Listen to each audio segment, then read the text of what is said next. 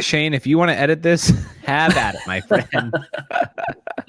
Oh, Wait, so Joseph, we're recording this. Are you drinking milk? Yes, I am. Can you hold that up for everybody? Paul drinks non-alcoholic beer, and then you enter our show as a guest star drinking milk. Is it warm? No, it's cold. I'm not a monster. And hello again, everyone, and welcome to the Joey Podcast with three Joeys who miss their mama's kanga sack. Is that a thing? Is that the word for it? Kanga sack? You know, I miss my mama's kanga sack, so this is getting weird. Keep going. Oh, yeah, it's getting way too weird. Well, okay, so we're not the first ones to do a kangaroo kid podcast, but I think we're the second. And while this is actually a mountain bike podcast, it's not one of those lame ones where we talk about bar length, specs, wheel sizes, unless Paul is gone. And this week, we have a special guest with us. Da-da-da. He's alive. Our special guest this week is Joseph from Trail Features. Hello, Joseph. Hey, guys. How you doing? Great. How are you? Pretty good. I think I blasted you guys with my microphone. I'm still tuning things a little bit. It's been a while since I've been on a live stream. As long as we can hear you drinking that milk. Yes. Which, of course, you caught at the beginning. Hey, if you don't know, Joseph is a friend of both me and Shane and Paul's. He's a YouTuber. Check him out if you haven't yet. If you're on YouTube, go and check out Trail Features. Joseph is a nerd at heart, and that's not like a diss at all. It's just who he is, and I love it. Yeah. You probably can't see the background for those listening or for those watching because I have very artistic light set up right now. AKA terrible lighting. Terrible lighting, but like my back wall is basically covered with bikes and camera stuff and computer stuff. That's so romantic. Well, thank you for being here, Joseph. And you also just heard from Josh from the Daily MTB Rider. Josh.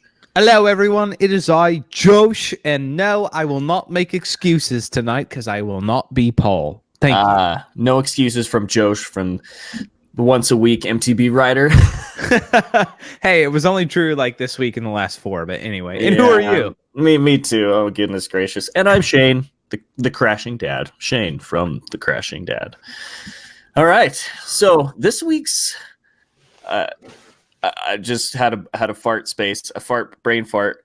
Josh, take over for me. What's going on? You know, Shane, some people say that you're a fart smeller. I think you're a smart feller. I just want to let you know that. All right, jumping in. We're going to jump right in, everybody. We got a good show in store, but last week we had an awesome show. We digested and processed the EWS 100. And Shane, I don't know if you noticed, Joseph, you might have noticed as well. We had a ton of views on our last podcast. People loved it. I listened to the last podcast. I did not go to the YouTube channel, but I do believe that because there was a lot of hype around that. And people were very curious yes, to know who won. And lots of comments about like people loved watching it. So as a reminder, before we jump in, every week we do a podcast. Please leave your comments on YouTube, youtube.com/The Joey Podcast. I don't know if that works, but I assume it does. But anyway, that will leave you a comment so that we can read it here live. So we have a couple of comments from last week that were pretty good. And I'm going to start us off because we have a great one from our friend, Jordan Boostmaster. Now, everyone, Jordan is a big fan of the show. He will not admit it, but he is. Thank you, Shane, for showing your head where we can see it. All right, Jordan said, can I take a moment to expose Paul? In which me and Shane both said, absolutely. Yes, of course. He said, this past April, when we did a collab together, he asked me who I thought would win the YouTuber race. And I said, I think I can take it. And Paul scoffed and laughed at me. He totally doubted my abilities and did not think I could win. Actually, I got to say, I didn't see too many people saying that I could win at first. But as the race got closer, I started to hear more people saying that I could win. Funny how that happens. All right, boys. I can just imagine Paul's scoff. He adjusts the angle of his brake levers again. He does that a lot. Yeah, I know, right? Guys, this is a beep game changer right here. I adjusted my brake levels by 3 degrees. Anyway, yes, we can all imagine that. And funny, I the whole time knew Jordan would do well. But Paul kind of said he was going to do well until a week before. Which I'm going to take the second comment as well because it was also by Jordan and it made me laugh super hard. He said, it's funny when Josh says, as long as Jordan doesn't crash, he'll win. And he says, I crashed about 4 times during that race. Wow. Well, so you did surprise us by taking second or whatever, 59th or 50, whatever it was. But Yeah. in the YouTubers, you surprised us by taking second. I don't think any of us were surprised by Boostmaster. But yeah, I was thinking if Boostmaster crashes that he might not do so well, but he did really well with four crashes. Is that what you said? Yeah, it was about 4. Joseph, you watching back, were you surprised that Jordan survived? I have a terrible confession. I have not watched any of the videos from the race. It's like been queued up for the longest time. I've just had so many things going on in the background that I'm like, oh, I'll just watch in the weekend. It's not like anyone's going to quiz me on it.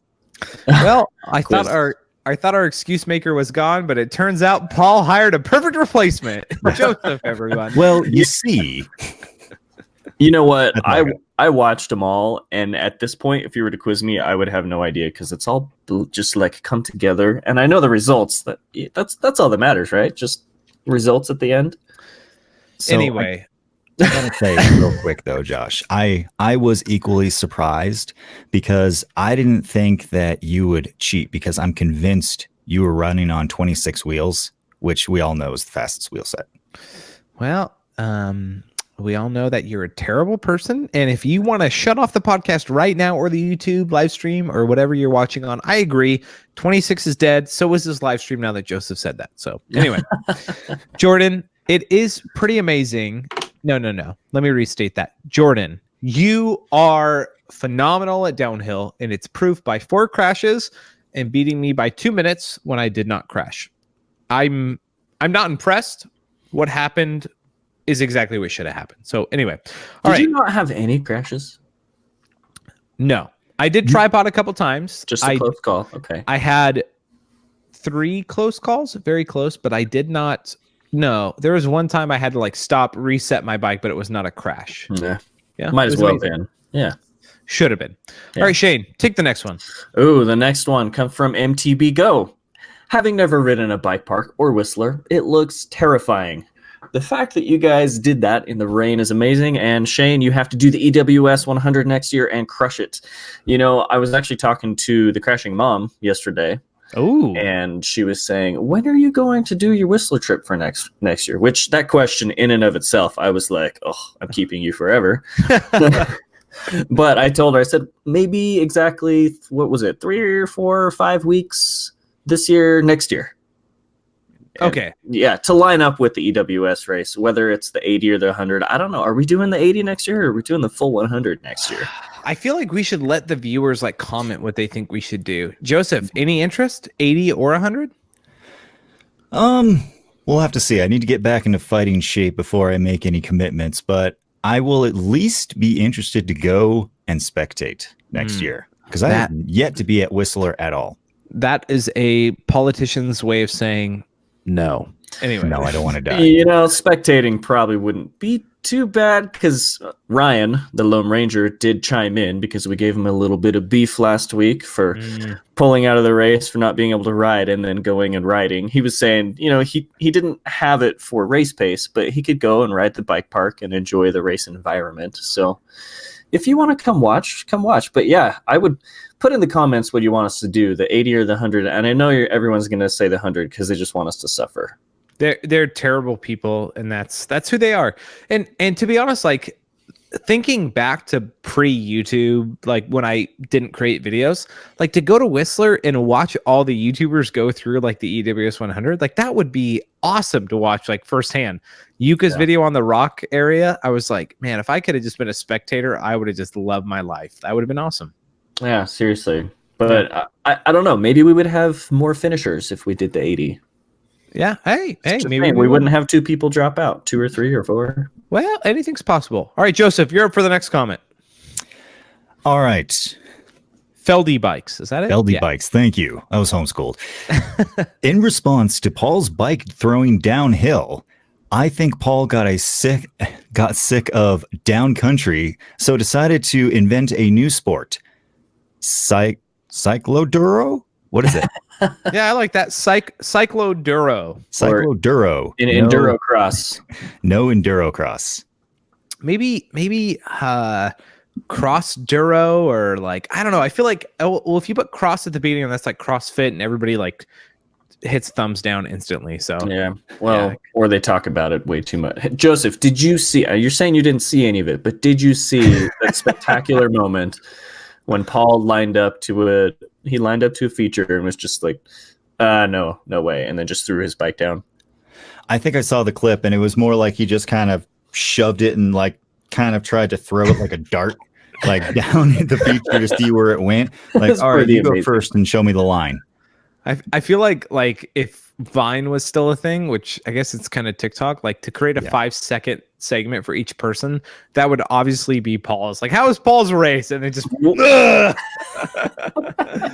well, what I want to know, and also what our friend Derek Haller wants to know, is how are the friendships after the race? Yeah, I think it's a great question.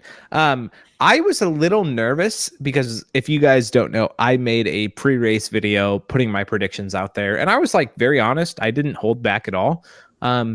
And literally, I think every person, including Paul, like during practice, was like, Paul, for instance, he was like, "No, I put myself at the end. Yeah, that was exactly what I thought." And Ryan's like, "Yep, yeah, second beating Paul, sure."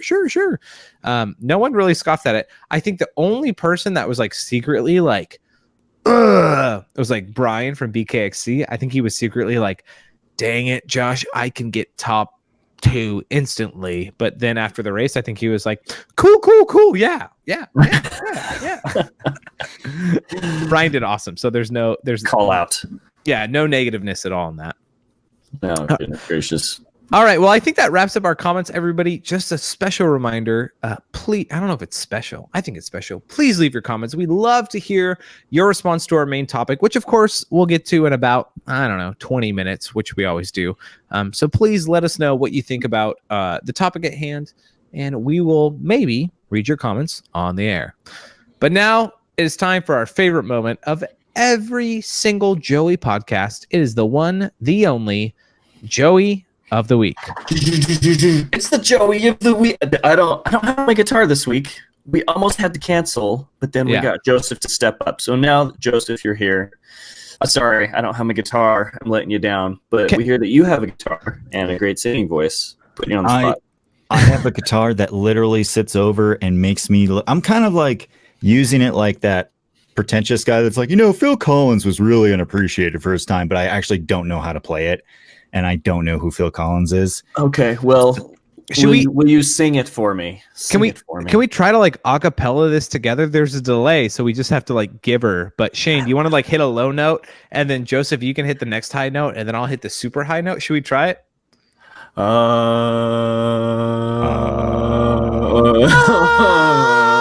Is it you? Is it me? It's the Joey of the week. That was terrible. That was so bad. It was perfect. All right. If you're not familiar with our show, we always ask, looking at the week behind us, who, what, when, or Aaron Gwynn? And the question is, who was the biggest Joey of the week? Now, before we go in, I have 2 quick comments that I have to share because I thought they were so good. She Rides Bikes says, I can never get the jingle out of my head the day or two after I listen to the podcast. So catchy. Is it you? Is it me? Well, it's probably me this week. And then Workhorse Mountain Bike said, Ultimate Joey Award equals Aaron of the Week. Shane, what do you think? Who's Aaron? Is that Workhorse MTB? No, I'm pretty sure that's Aaron Gwynn, Shane. Oh. No, he's not even really like on my mind or radar. We throw that in there because Paul keeps track of all of the racers and World Cup standings and points. But yeah, we don't even know. But I think we should jump right into our listener nominations because we have no idea where Aaron's up to. All right, Joseph, you're up first. Read this one because Shane's face is blocked and we don't want to see him anyway. Flatwood MTB, my Joey of the Week moment. I bought a Marzukuzi bomber. Yeah, it's Marzukuchi. See, I can't even pronounce the mispronunciation. Marzoki. Marzoki. Bomber Z1 ETA from 2007. Just so Josh can pronounce it. Sorry to disappoint you this week. But best part to annoy Paul, For those uninformed, it's a 26-inch fork. Looks like we know who's not going to be sponsoring this podcast. But So my question is, did Flatwoods Mountain Bike accidentally order a 26-inch, or did he think it was like a brand new one? Like, I'm confused. from 2007. Maybe he thought it was a Bomber Z1, or sorry, a Marzucci Bombeer Z1, and it actually turned out to be an old version. Like, that's what I don't know. Like, that would be pretty Joey though. Like ordering something, thinking it was current, and it actually is super old. But if you're just upgrading your 26er bike, then no. Yeah, but if you own a 26er bike, then you are a Joey. Wait, are you? Oh, okay. Ooh. Is that politically incorrect? Do I need to edit this out? I don't know. Time to edit. You use the 4-letter word. What was the 4-letter word? I don't remember. 26er?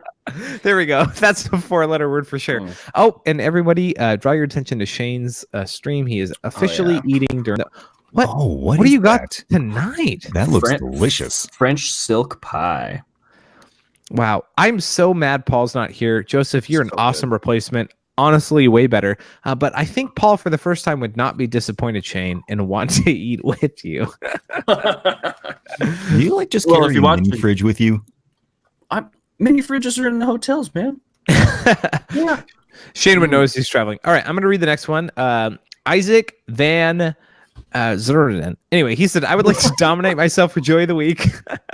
I was doing a casual wheelie in my local Wawa parking lot. Anybody know what a Wawa is? Yes. Oh, cool. Is that a place? My girlfriend is from Pennsylvania. A Wawa is like, I think it's like a really high-end gas station type thing. But like you take the dinky to the Wawa and then you get yourself some sort of thing. I could probably shout out the hallway and ask Kristen to remind me what it is. But it's a gas station basically. But it's like a nice upscale gas station where you're not going to die because of the food. Sorry, I am not normally this like, rated PG-13, but you saying take your dinky into the Wawa. This sounds like something like a Craigslist like explicit ad or something. Like that's a totally normal response. That was the first thing that I said. I thought like Kristen was having like a stroke when she was like, oh yeah, I remember taking the dinghy over to the Wawa to get a whatever sushi sandwich. A pot. Anyway, Isaac said, I would like to nominate myself. I was doing a casual wheelie at the Wawa parking lot. I looped out, and when I planted my foot down, I broke my tibia and fibula. I think it's fibia. I sat on the ground moaning and groaning while a crowd of people gathered around to speculate a helpless, broken boy. Reading's hard. And I'm on a 6-week long road to recovery without my bike. This was after a 2 weeks of cliff jumping and downhilling. What a dopey way to break a leg. Broke his leg. Dude. Both of them. Yeah. Holy and that's cow. like, if you break both the bone, basically there's 2 bones in your leg in between your knee and your shin. If you break both of them, sometimes you need surgery, but that's Isaac. Sorry, dude. Wow. I don't know if that's a Joey move. I think that's just bad luck. I'm speaking from experience. I only hurt myself doing terribly stupid things. So to go and cliff jump and go ride park forever and then like to do a wheelie in front of a gas station where you bring your who knows what Joseph said and that's how you break your leg. That's pretty Joey, dude. Okay, that's fair. That's a pretty good one, yeah. I have a weird superstition. I have a weird concept that luck is like a finite resource and you need to be careful not to overuse it because stuff like that happens. Yeah, that is very true. Well, I would consider that a Joey move. Yeah. Just saying. Well, I would do. We can't let Isaac stand alone. So what is our Joey moves of the week? Anybody have a Joey of the week moment? Joseph's laughing. Did you have one, Joseph? I think it's fitting that you finally have a Joey for the Joey of the week segment because I didn't even Joseph, Joey, Joe. Oh my gosh. You welcome. automatically get it. The mountain bike gods are shining on us tonight, or whatever you're watching this saying. This is the moment. So my Joey of the week was last weekend. I went up to Trestle Bike Park And I knew I was going to go to the bike park, and I did not do any pre-maintenance on my bike the night before. I was literally airing up the tires in the parking lot, checking sag and everything. I'm like, okay, it looks pretty good.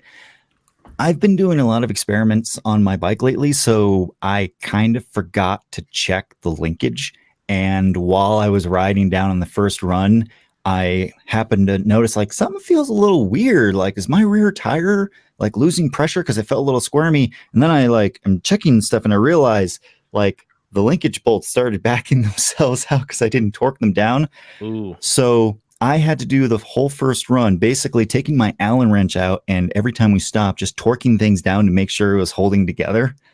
And I did that for like half the day till I finally got all the bolts to stay in. So my Joey moment was going to the bike park without making sure that my bike was bike park ready.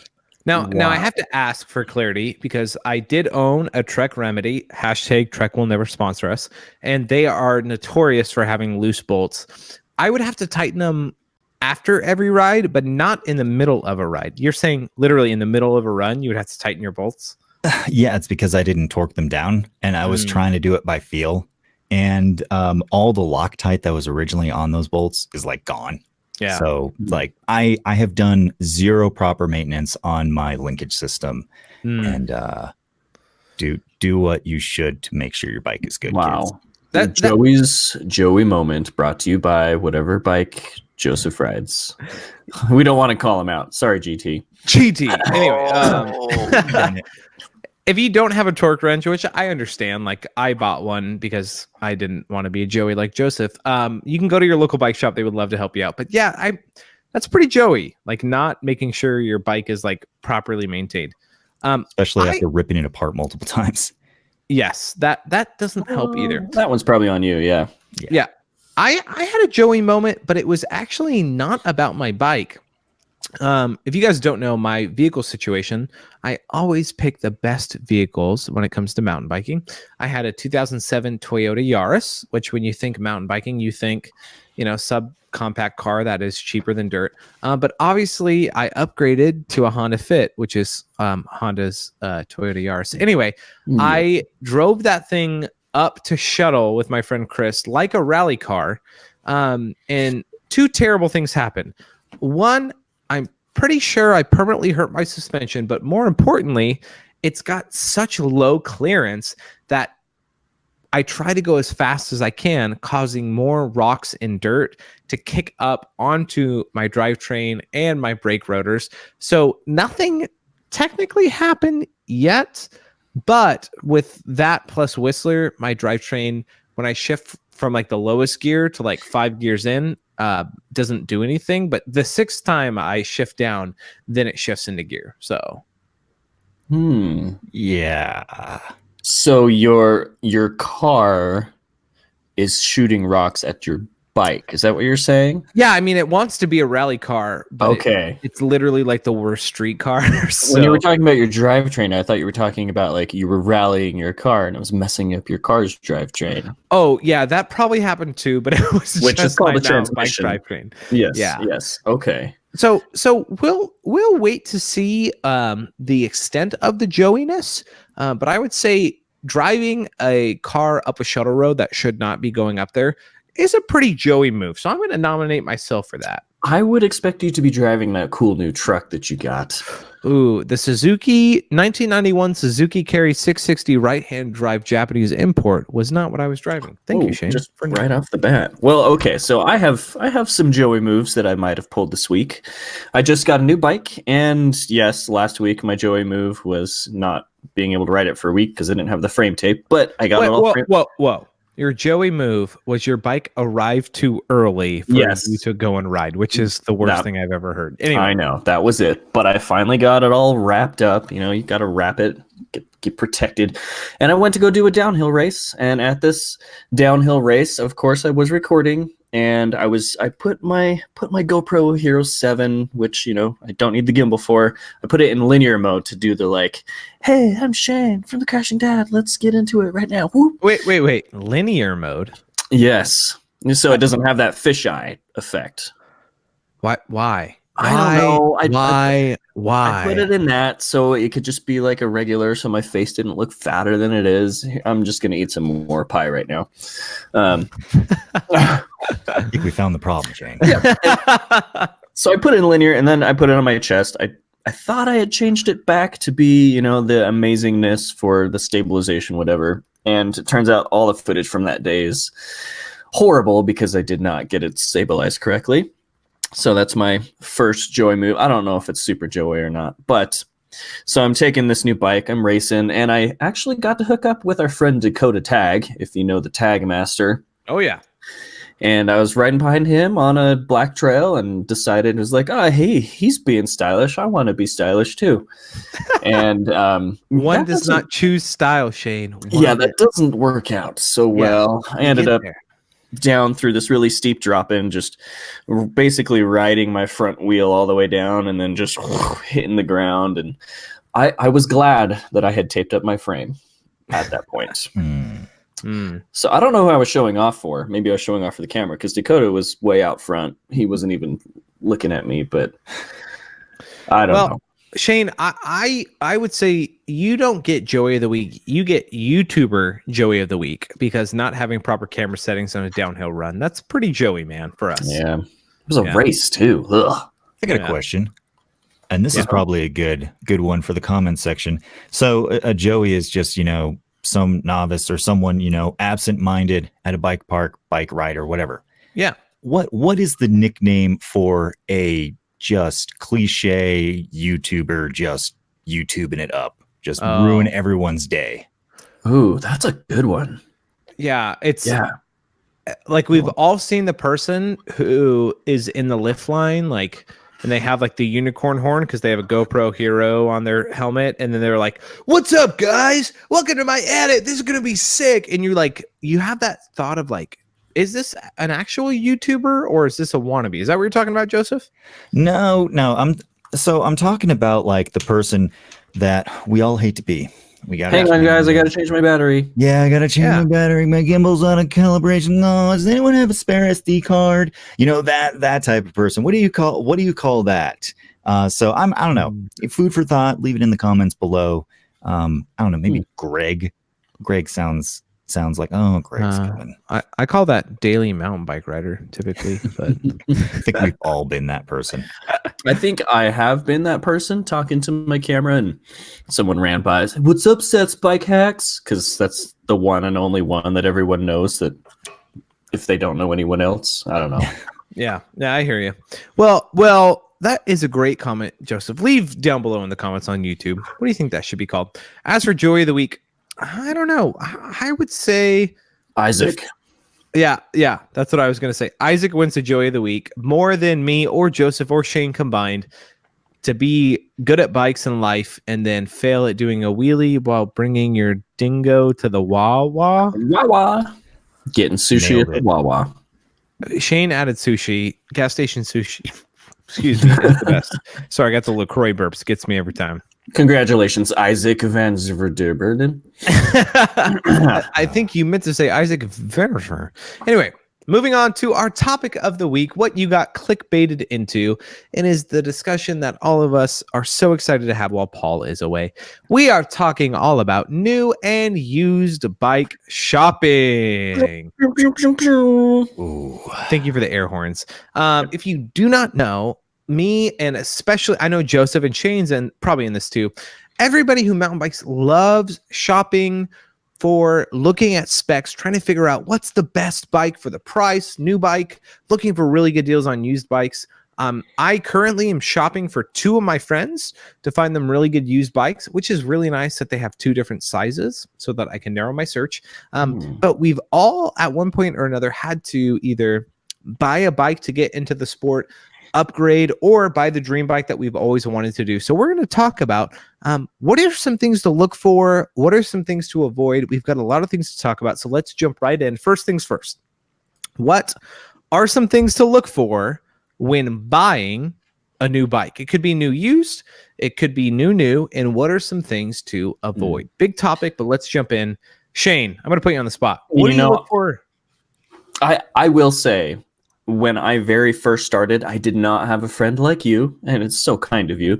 Did not have a friend like you to like point me in any sort of which right direction. So I basically just went to the bike shop and said, "Hey, that $400 bike is in my price range. Doesn't have any rear suspension." And kind of just took it and went, and I had to learn for myself what to look for and expensively make upgrades over time. But I don't know. Maybe if we're getting to advice, my advice would be to get a friend like you. A friend like me. I honestly had no idea, and I kind of, I don't know if I screwed myself or if I learned the hard way, but I definitely learned. Yeah, I think having a friend in who knows mountain biking, who can kind of be a, I don't know, like a fact checker. I think about like the Apple Genius Bar, though they're not geniuses, but like somebody to just like bounce things off of. And I realized I meant to say, let's start with used bikes. So when looking for a used bike, or maybe a new bike, if you're in the entry level market, what do you look for? What are things you avoid? Sheyn said, I don't know, I just went and bought one. Joseph, jump in. What's one thing you look for in a used bike? In a used bike? Yeah. I've never actually bought a used bike. I've sold a bike. So What? I've never bought a used bike. I feel like that's kind of like definitely a first world thing to say. Oh my gosh. Am I the minority here? Shane, have you bought a used bike? Yeah. Well, you're what's it called? Smuggler. Yeah. So after I had basically learned everything I needed to know, I found the smuggler, the frame and shock. I didn't buy the whole bike together, but when I was looking at the frame and shock, it was, pardon me, asking this guy back and forth, like, can you send me more detailed pictures of the bottom bracket? Because I wanted to see if there were any cracks going on there, anything funny going on. I wanted more detailed pictures of the suspension linkage so I could see like kind of the condition of the linkage. Thankfully, this frame was pretty spotless. He didn't ride it very much, but all like the bottom bracket, the linkage, anywhere where you have a bearing, you kind of want to get more close-up shots of. I don't know. Would you agree? What do you think, I Joseph? would. I think the first thing that I would say about a used bike is if you're not getting good vibes by the person that's selling it, walk away. Like if you're asking for detailed photos, if you're asking a lot of questions, they should appreciate that buying a used bike is always a gamble. You're basically going to inherit, potentially someone else's mistake. So if they're like really meticulous about taking photos, cleaning it, I think of anything, your first dead giveaway should be if they're not cleaning it to take photos, what does that mean for maintenance? Did they take care of that thing? Yeah. And I would kind of like jump on there and say like, what I found is in the used market, especially if you see an ad on Craigslist or Pink Bike and they list verbatim every single part on the bike and what they've upgraded and maintained, to pull a Sheyn and to say, hey, can you send me detailed pictures of the bottom bracket, of all the pivots, like everything? To a seller like that, they should instantly show you the pictures and like tell you like, oh, absolutely, I'd love to help you out. If they don't, then they probably don't know enough, right? Like if they list all the details of their bike and aren't willing to like give you more details, then they're probably faking it or they're not quite sure. So yeah, that would be definitely something to stay away from. Kind of an odd thing I look for, and I think I think there are some people listening who have found this. I look for a bike that obviously hasn't been ridden. It sounds so simple, but like in the used market, the best thing you can find, which is the diamond in the rough, is someone takes one picture of their bike, posts it on Craigslist, doesn't give a lot of detail, because what you realize is they probably spent like $1,000 or $2,000 and they have no idea what they have. Like, I don't know if you guys have seen this before or not. Like the rich doctor that maybe wanted to get into it but didn't enjoy it so much. Yeah. What were you gonna say, Joseph? Well, I was gonna say I don't buy, or I don't buy. I haven't bought a used bike, but what I do really love to do is buy used components, and especially pull-off components, because just like Josh is saying, they got it, they rode it once or twice, and like, want the new XTR. Yeah, with components like shocks, especially, people will buy Evil bikes. They come standard with super deluxe rock shock rear shocks, but they want that DPX2 or X2 or whatever. So they rip that Super Deluxe off, sell it for a steal, and then put on their Fox Shock. So yeah, definitely Brought to you by Fox. it is easy to spot something that obviously hasn't been used much because you can't fake that in a photo. And either they meticulously cleaned it, which is highly unlikely, or just wasn't used much. Yeah. Suspension's a hard one though, because there could be stuff on the inside you don't know what's going on. No. True. I don't want to get too far down a rabbit's hole, but if the outside of the suspension looks worn, it's probably a sign of the inside. It's hard to have suspension that's not used extensively that looks really good on the outside. That's just my point of view, at least. Yeah. So brand new takeoffs, right? Yeah. And that's like Joseph nailed it. Like, and that's the thing is, and I think this goes back to like the first comment of, if you have a friend who is a mountain biker or knows anything about buying things used, like, and maybe just biking, they can help you kind of like sift out what are the good deals, where are you going to like get good return for your money and find some diamonds in the rough. And I would say like, kind of to sum up our used bike market, because I think there's a lot of people in this market. I always tell people there's three main price points. The first is a budget hardtail. You're getting into the sport and you realize, hey, full suspension bikes are $1,000 plus. I want to spend $400-500 tops.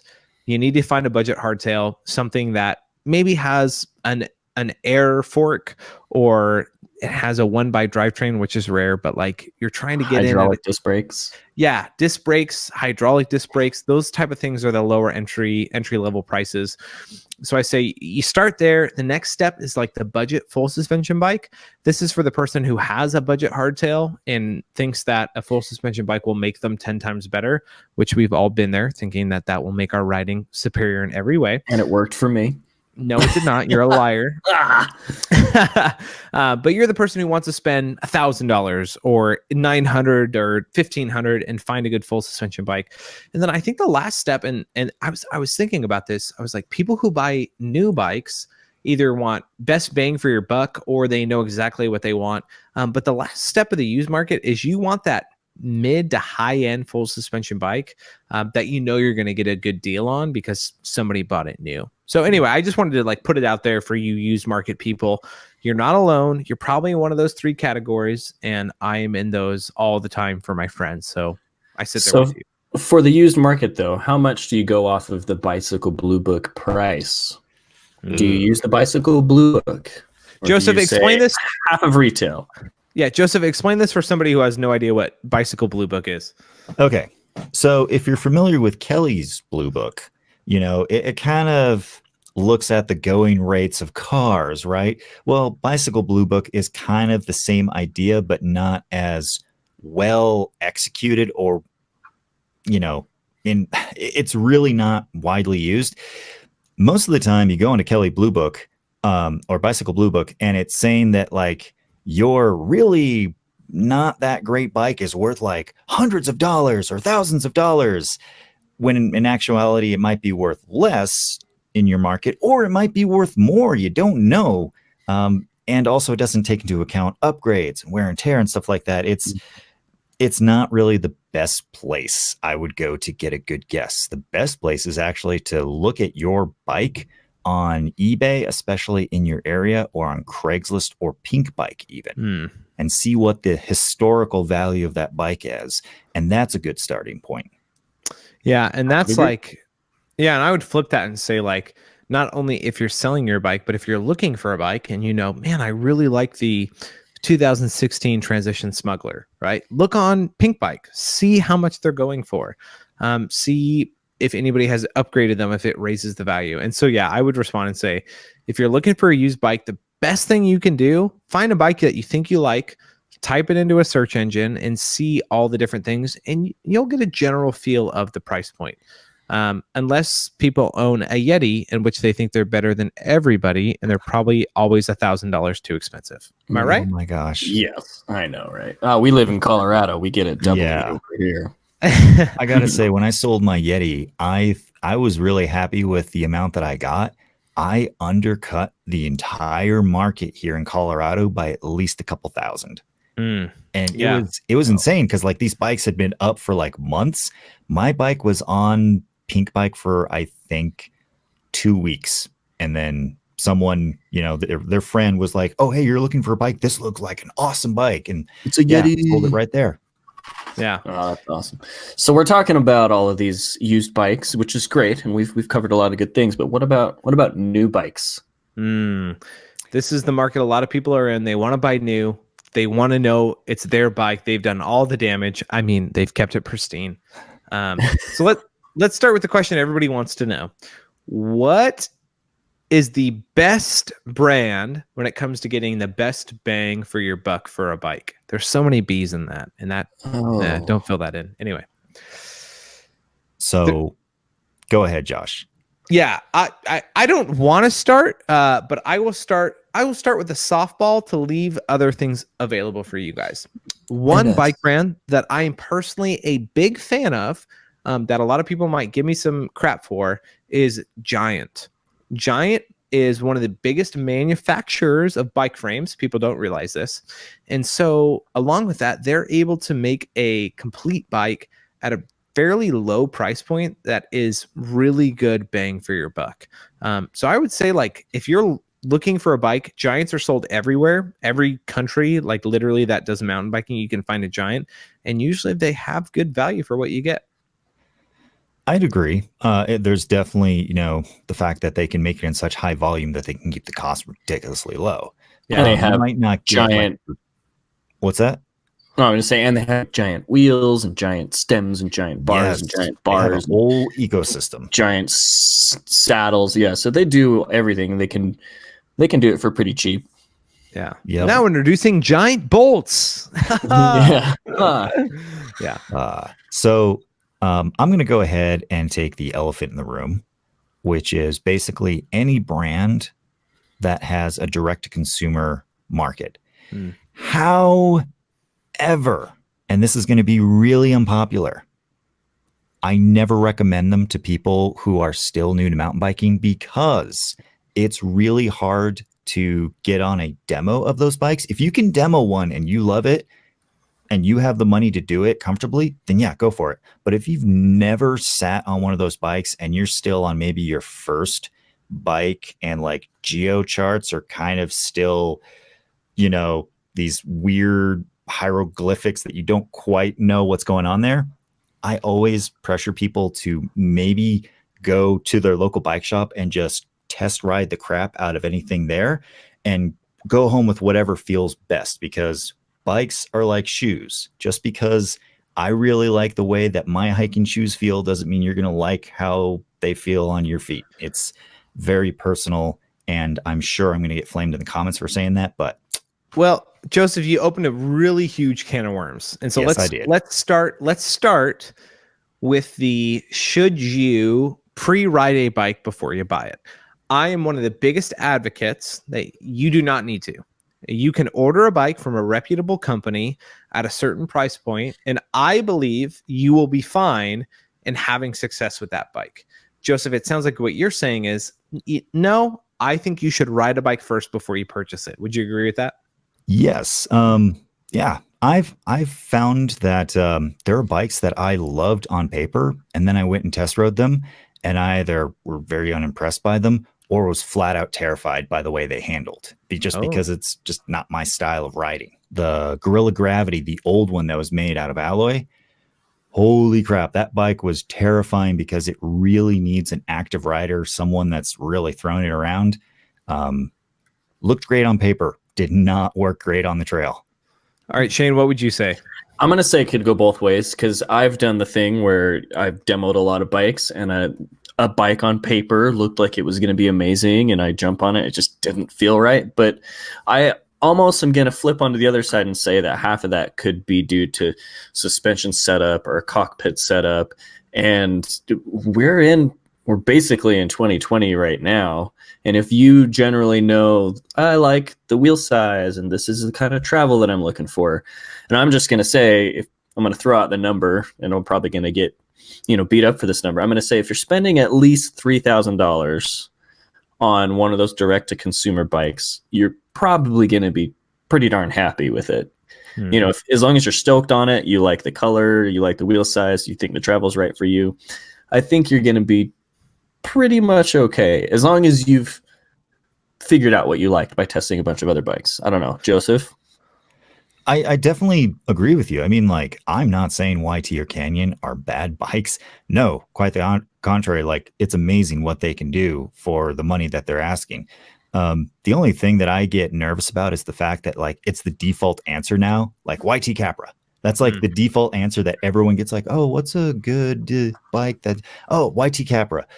So I sound a little passionate about it just because I kind of feel like just because something works for one person doesn't mean that it's going to work for you. So go make up your own mind. Go to a demo day, go to your local bike shop.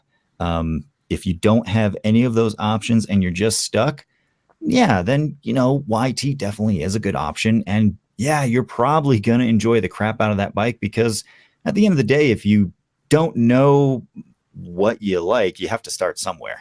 Yeah. Mm. And you got to throw in Canyon and Commensal and what Intense is now in there, which is actually a pretty good brand. I don't know.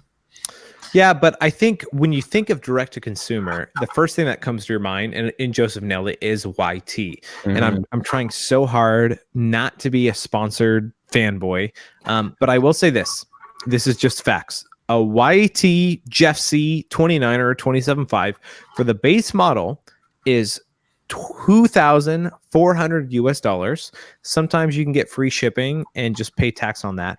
But basically $2,500 that gets you an NX drivetrain, guide brakes, Fox 34 fork, and a Fox DPS rear shock, along with the dropper post, like all of that for $2,400. That is extremely difficult to beat at that price point. Yeah. I gotta say, especially coming into 2020, you have two very good options, because first off, either it's because the direct-to-consumer brands have kind of forced the hand of all the, you know, regular mountain bike companies. They are really starting to kit out their bikes very smart. They're putting money in the suspension and then maybe like spending a little bit less money elsewhere. And the other thing is the 2019 bikes are going to be going on a fire sale pretty soon. Yeah. So you can basically walk into a bike shop towards the end of this year and you are going to be just filthy with options, and you're not going to walk out with a bad bike. So again, I think that's like two really good points. One, some people totally like crap on direct to consumer, but those companies help drive prices down for everybody. And then Joseph made a great point, right? Like, I'm in Bellingham, there's Transition around the corner. When they offload their 2019 bikes, a lot of times you can find a better deal than a direct to consumer bike company, because they're trying to offload it, right? Like that exists. And you guys see that in Colorado as well, you know, with other companies, but it exists. Like, you can find good deals. So Sheyn, any other companies before we move on? Best bang for your buck? I'm gonna say that I come from being a musician, and there's always that, like, you know, Gibson guitars are the best, but then they have the Epiphone line, which is, you know, they all kind of look the same, but everything is, you know, either sourced from China and it's substantially cheaper. I'm gonna say that a lot of these brands now have been pressured with their regular bikes too, but a lot of these brands are offering that $1,900 or the $2,000 bike with, you know, the Fox Rhythm fork and a dropper post and a 1x the SRAM SX drivetrain, you know, the new one, with you know, standard hydraulic brakes. But a lot of these manufacturers are now starting to really offer that best bang for your buck, bottom of the line, entry level everything, but you're still getting an awesome bike for $2,000. I don't know. What do you think? Yeah, like, I agree. Like, I think every bike realizes bike company, if they want to be known, they have to have some cheaper option, you know. And that's like, I'll pick up my sponsor, NS Bikes. They have really affordable hardtails that people love. And that's kind of like their like method into that madness. Transition locally has an NX spec bike that has, you know, entry level suspension, and they try to price it at $3,000. Like, everybody's trying to win that race, kind of, so to speak. Sheyn, are you licking the container? You're going It's to got town that- on that, man. It's got that French silk in there. I thought Joseph was going to jump in with the GT thing, so I was like, I'm just going to take some time to lick this container. Yes, actually, the GT sensor is right now a pretty awesome value just because it's kind of their Swiss Army bike. On paper, you see it. It's a little bit underwhelming in some regards. Compared to the new Force that they just came out with. The new 2020 Force is amazing. They put like tons of money in the suspension and then kind of like reined in money elsewhere because those are components that are either going to get replaced anyways.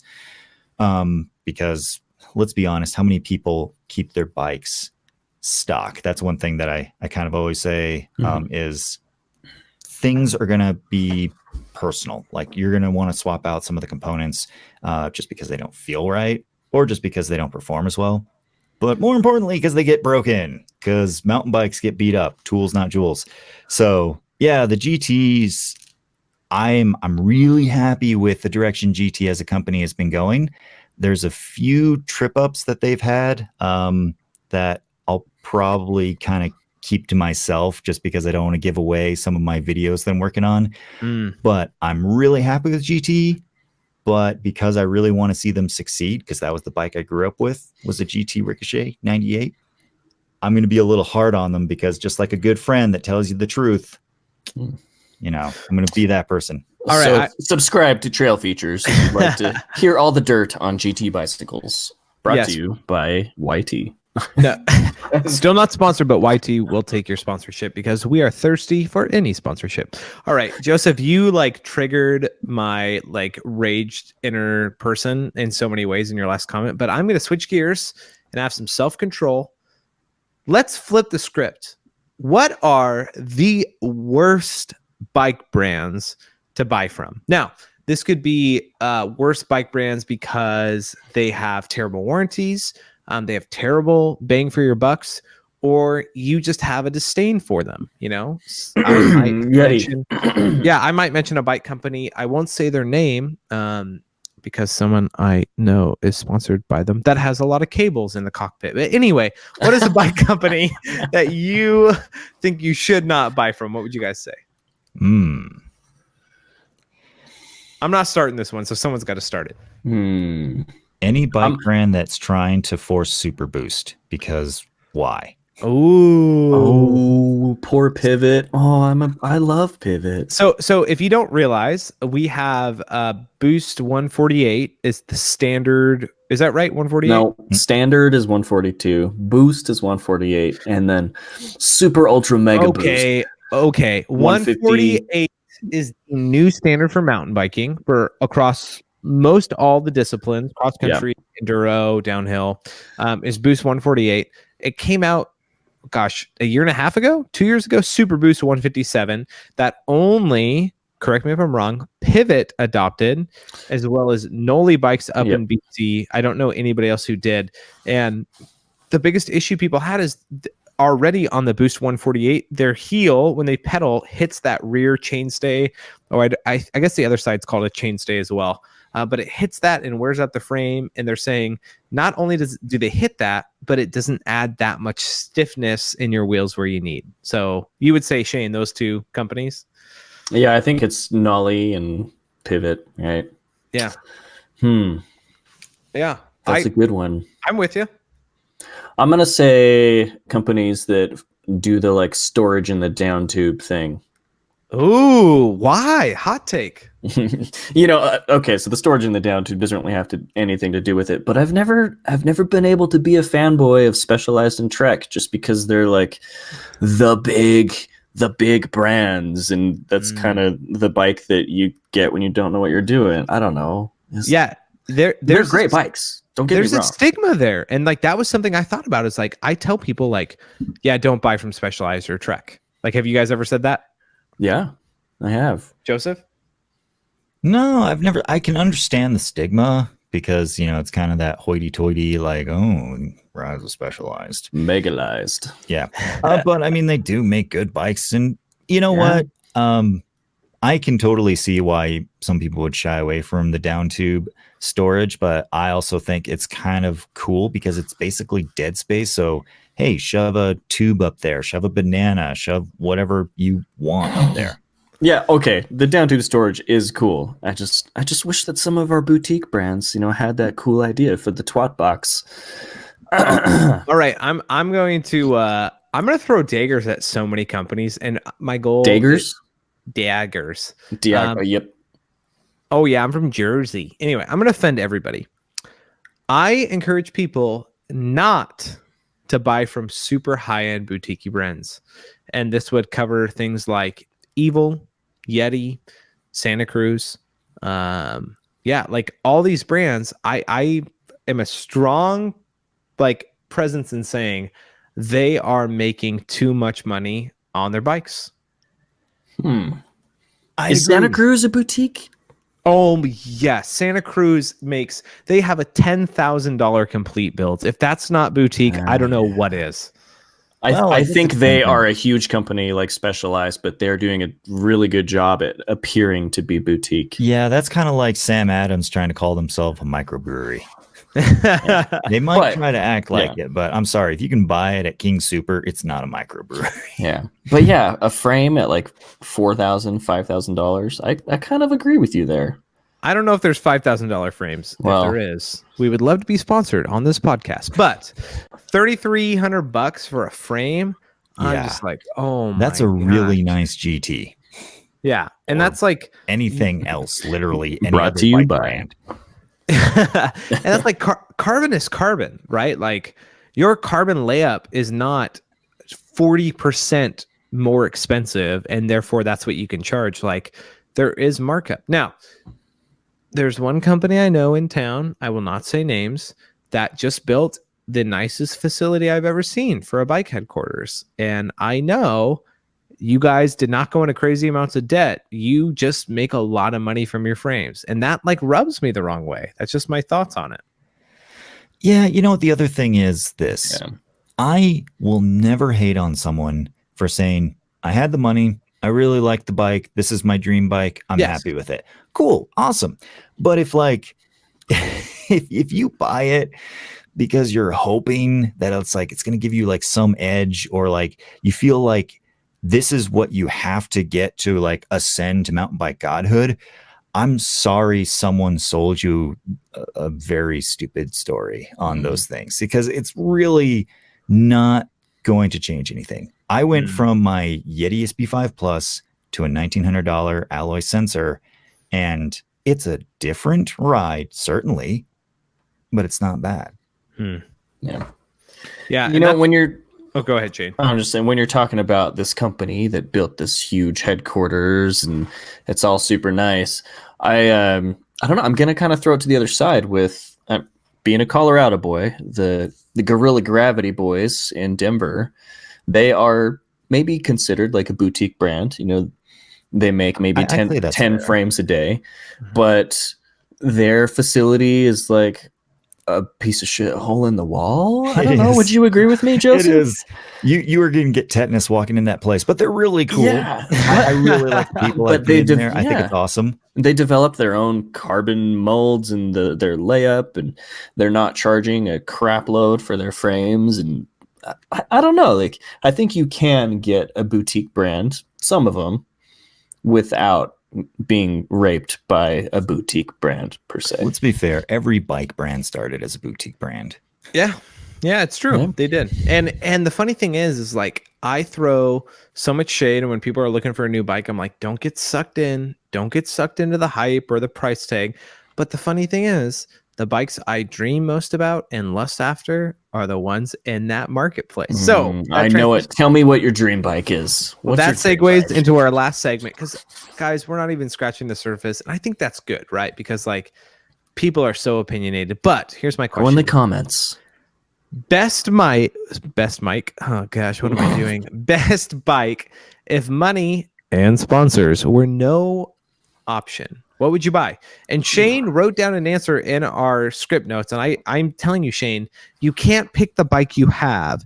You have to buy a different bike. It's just because I got this new bike and I'm still in the honeymoon phase. But okay, I'm just going to say Hey, I'm not saying that about my new sponsored bike, so you can't say that either. I'm just going to say I'd go for a Yeti SB150 Turk series. Really? Why? Why? Hate me. Hate me. Why? Because they ride so well. They do. No. As a We just former spent the Yeti past owner, 30 minutes hating on them, but as a former Yeti owner, I do have to say, the Switch Infinity system is awesome. It really is a good bike. Is it going to make you a better rider? No. yes. Is it going to make it more enjoyable? Yes. Maybe. You know, I would totally get like the black version, try to be as stealth about it as possible because I don't want to be that like Turk and gold person. But well, you know, if you had bought my 2018 Yeti SP5 Plus, you could have easily made it all black because the paint was absolute garbage. Yep, that's the thing. Flaked and fell off, and I was so pissed. But if money was no option, I would get 3. Wow. Sheyn, you're officially dead to me. I know. Because you said Yeti. My answer is something interesting. Once again, this is going off a sponsorship. Hopefully I don't get in trouble for this. I don't think I would, because this is one of the brands that I tell people, nope, that bike does not make you better. That bike is not in any way highly superior than every other bike brand, but I would go for an Evil offering. My Evil Reckoning was 160 millimeter front and rear 29er. Still to this day, one of the top 5 bikes I've ever ridden.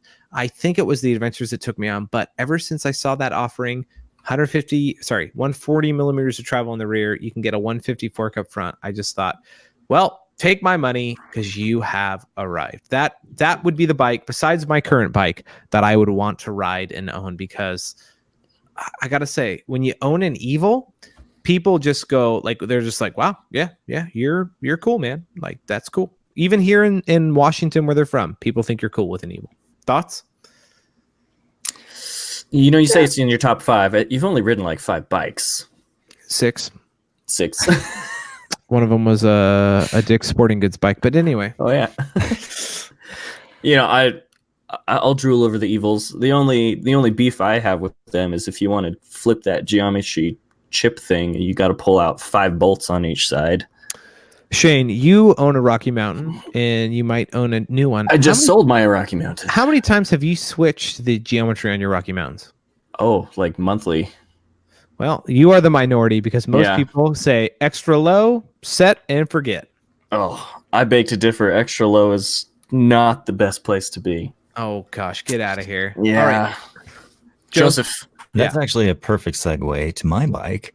I did not like the first alloy version of it, but the new, I haven't ridden it yet, but it looks like they fixed all my problems on paper.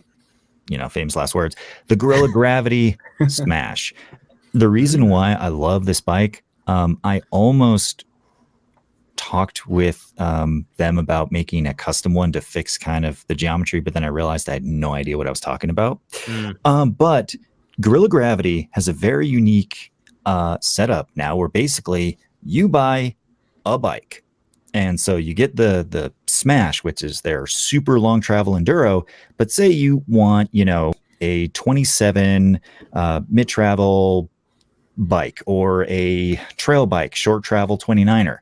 Well, the front triangle on all their bikes are the same, and then they sell different rear swing arms, I think. Seat stay kit. Seat stay kit. Thank you.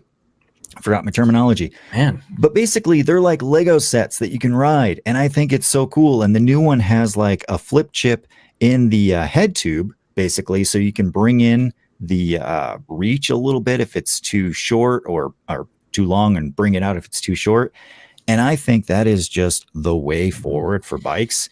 I kind of hate the fact that, like, you buy a bike and now you have to buy a second bike if you decide, oh, I moved to a different state and now I'm on more intense climbs or more on, you know, mellow trails, and now I need something completely different. With the Gorilla Gravity, you don't buy a whole new bike, you just buy a couple parts, and then you can be able to swap them around. So I think that is a clutch system that they have, and I kind of hope that other companies copy it. You know, that's a good dream bike to say. But I will say Gorilla Gravity's getting too much love here on this podcast. We're going to need a check in the mail. I think Joseph makes a grand point, and Gorilla Gravity was my second behind the Evil. because this is the way of the future, and it's the way of the future. It has to be for multiple reasons. Number one, it's easy to say, hey, our bikes, the front triangle are the same. So basically you get to pick the rear and then you get to pick your bike. That sounds really good. But in all actuality, they save so much money by having the same front triangle. But here's the thing. The company saves money and the consumer loves it because then they're able to switch it pretty easily. And once again, I'm trying not to be too sponsor heavy, but my NS has an adjustable headset. You can change out the rear travel by just a mount and a shock. And I'm like, yes, every company is going to do this because it saves them money, it makes people happy, and it gives you two bikes in one. So I think that's got to be it. I'm just saying. I'm interested in the long-term creakiness of headset flip chips. I don't know. We'll see. We haven't seen anything yet. We will see. Yes. Yep. All right. So I think that wraps up our dream bikes, but you know what? It's way too fun to share your dream bike. So leave in a comment below on our YouTube channel. Let us know, what is your dream bike, because we will definitely share it. And maybe you can share with us used bike buying horror stories, or finding a diamond in the rough like I talked about. Let us know below. We'd love hearing your comments about everything you think. Or your Joey of the week. Those are my favorite. Please, we all have those. I feel like I need to create those more often. Anyway, the standard has been set high with broken legs, so I'm gonna try not to do that. All right, I think that about wraps up our podcast for tonight. I would do like a formal like send off and say like, Joseph, thank you for being a part of it, but we don't really do that. Joseph, do you know how we end our podcast? I think you usually